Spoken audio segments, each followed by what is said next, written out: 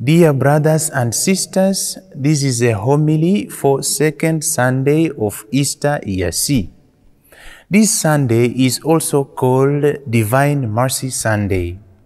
The liturgical readings today, particularly the Gospel, gives us the second evidence of the resurrected Christ and the gift given to the disciples after his resurrection. Indeed, on two occasions, Jesus manifests himself to the 11 disciples at Jerusalem. However, the first reading presents to us how concretely the first Christians lived the fruits of the resurrected Christ. How does the resurrected Christ manifest himself in our life today? What are the three objectives for Christ's appearance to his disciples?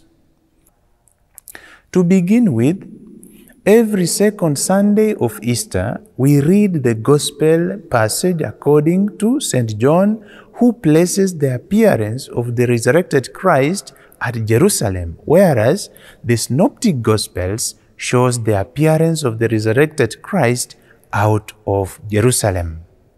As a recap, last Sunday, we had the first evidence concerning Christ's resurrection, which is the movement from the empty tomb to the meaning of the empty tomb. On this Sunday, we have the second evidence about his resurrection, which is basically the appearance of the resurrected Christ to the disciples on two occasions, one on the first day of the week, and second, 8 days later after his resurrection.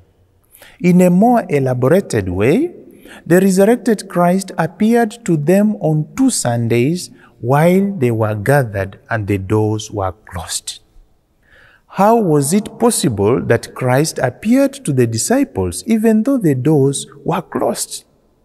Because after his resurrection, Christ had a glorified body, therefore being able to be in the midst of his disciples even though the doors were closed, but their hearts were open to love him, to hope in him, and above all, to accept him.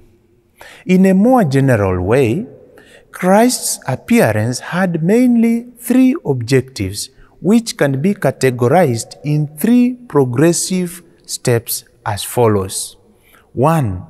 The manifestation of Christ. 2. The reaction from his disciples. And finally, the mission.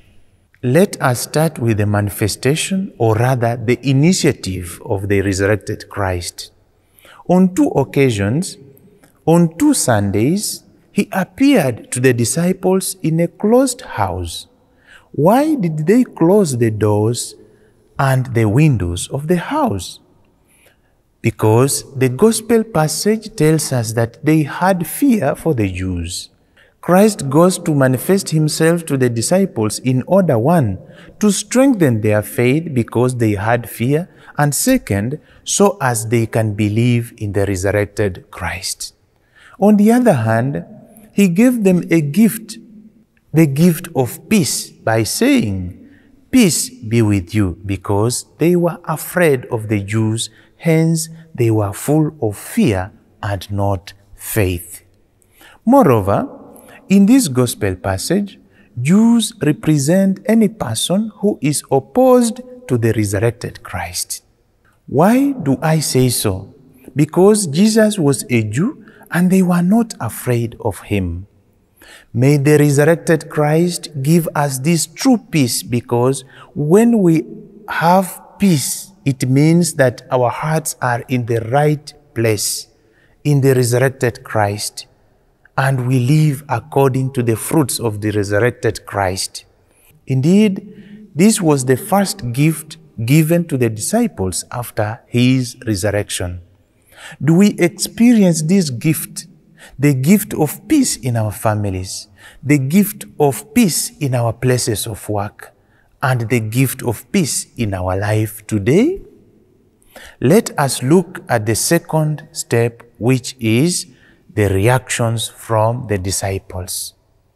On the first day of the week, in the evening, after having seen his wounds, the 10 disciples believed. In fact, they passed from darkness to light, from fear to faith, peace and joy. Again, 8 days later, the disciples had gathered on a Sunday, and Christ appeared to them, and that is when Thomas saw, touched his wounds, and believed in the resurrected Christ. Here, Thomas represents Christians who doubt, but later on they believe. Again, Thomas's belief in this passage makes fulfillment the final journey of faith for any disciple of Christ.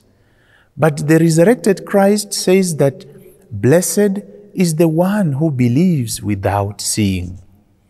In which category are you? With 10 disciples, or with Thomas, or among the blessed who believe without seeing? Lastly but not least, the mission. The major reason why the resurrected Christ appeared to his disciples is to reactivate their faith and send them to share the good news to others. Indeed, Christ renews his disciples by a simple, important gesture of breathing in them the newness, and then they received the Holy Spirit in order to propagate the good news. This episode resonates with what happens in Genesis chapter 2, verse 7, during creation, in which God breathes into man.